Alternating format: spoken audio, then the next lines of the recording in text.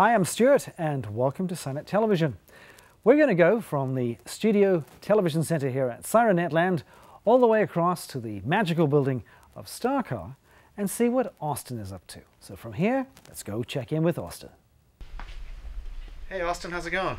It's going good. How about you? All right, so you're working on a 2014 Ford Utility. That's correct. Otherwise known as the Ford Utility Interceptor, I guess is the correct terminology. That is the correct terminology. So this particular vehicle you're going to be setting up with a variety of different equipment. So what sort of gear are you going to put in this particular one?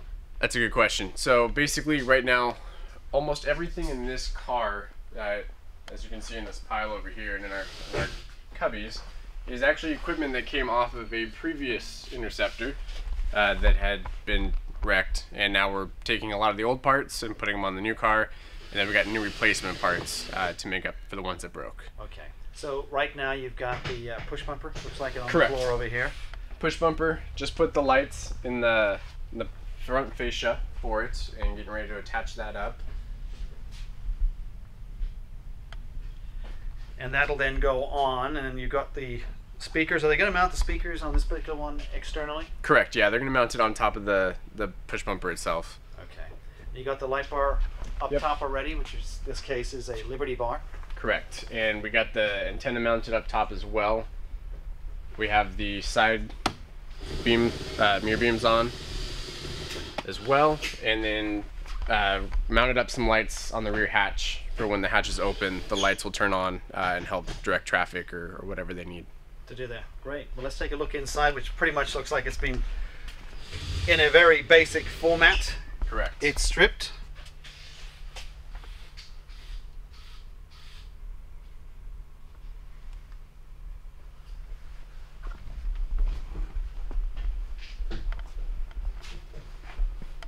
Now they're going to get, you put on the Lexan or Perspex window barrier. Are they going to put on a door cover as well? No, this particular client does not use any covers on their doors. They just disable the windows and the door locks. And in the rear here? In the rear, we've got two mounted Vertexes in the top hatch. Oh, you put those in today, did you? Earlier this morning, correct, yes.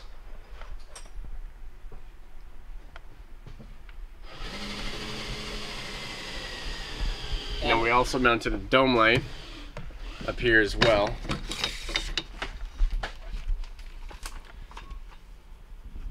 Now, will you obviously pull more gear into the back of the vehicle? Correct, yeah. We're also planning on putting a trunk tray or a trunk vault in here, as well as a rear partition, and the power distribution center will go in here as well.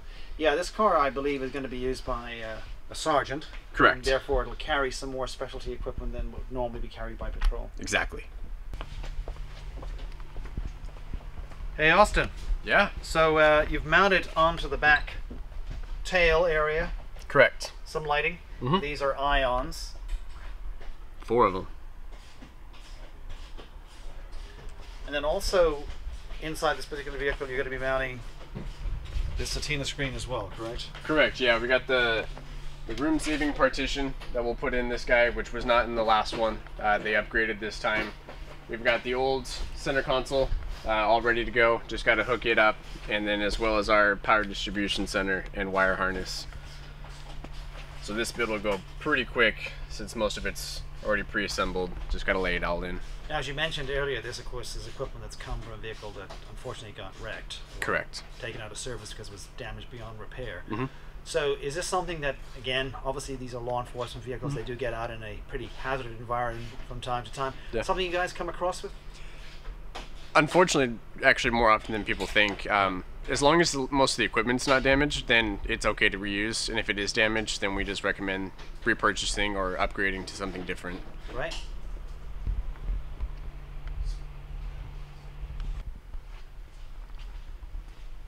So Austin, right now you're going to go ahead and put in, wow, you've taken everything out of the back of the car. Everything's out. Makes it a lot easier. A lot of space there. Yeah. A little difficult to drive though without a couple of seats. Well, I mean, just depends on how tall you are. So right now you've got the power distribution system that you're currently setting up to put in, and right, obviously it looks like a complete jumble of wires, but correct. That'll all be sorted out very shortly indeed. And then also you've got the siren amplifier Correct. up the top there. And again, all of this is going to go together very nicely once everything is put into position. So you're going to run the power harness? Correct, yeah. So right now, everything's just laid out, everything's out of the way. So all we have to do now is just run our wire harness through the track to where the center console is going to be. Right. And then we will button up, attach the power distribution center, as well as our amplifier. And then once that's all set, we'll start reassembling all the seats, the partitions, the trim panels, and then it'll look more like a police car. Now, where is the track? You mentioned that a moment ago. Where would that be in relation to this vehicle? Where would that kind of go from? Is there a particular way to do it, or does it vary from vehicle to vehicle? It definitely varies from vehicle to vehicle. What we typically try to do is follow the factory wires, which in this case start here for the hatch, and we'll run down the passenger side, across the floor, along the passenger B pillar, up through the A pillar, and then across the dash and out. That's typically the way we always go, but there are definitely variations depending on the vehicles. Okay, and obviously the B pillar is right down here. Correct, so this is going to be our B pillar. This is where our partition mounts to, and that's getting ready to be what my next project is. And then our A pillar is up here at the front of the vehicle. So we'll come down the track and then across and out. Now you run it under the instrumentation and the dash, correct? Correct, yeah. So basically we find wherever the factory harness is, we cut our wire harnesses to match the length, and then we'll just zip tie along. It goes underneath the floor. It follows underneath. There's actually a groove where everything sits in. We'll go underneath the glove box, behind the factory center console, and then out the middle. Great. Okay, well, we'll let you go ahead and get that together and check it out in a moment. Cool.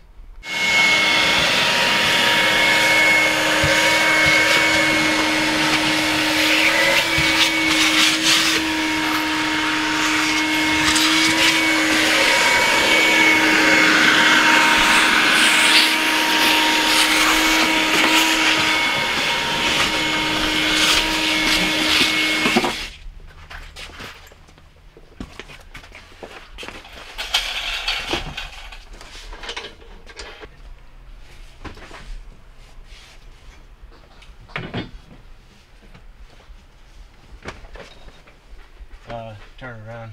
Oh yeah, I guess that makes more sense, huh?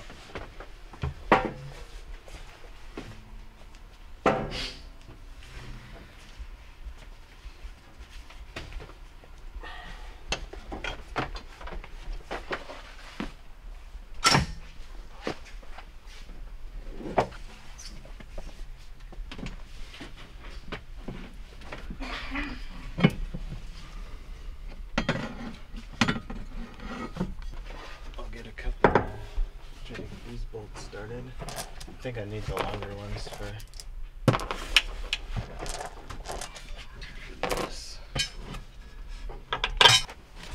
I need a small one.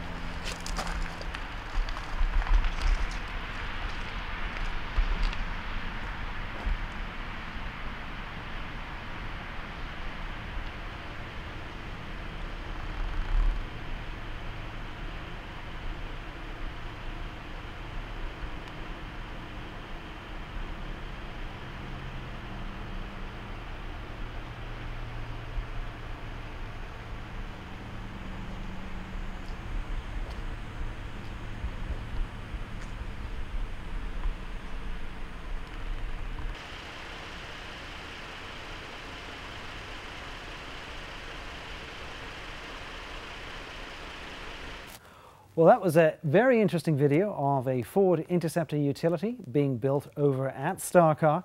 Of course, a lot of work being done by the gang, Austin being the prime individual who was putting that car together, being helped out by Doug and Ted in the background. As always, many thanks for watching Sirennet Television. I'm Stuart.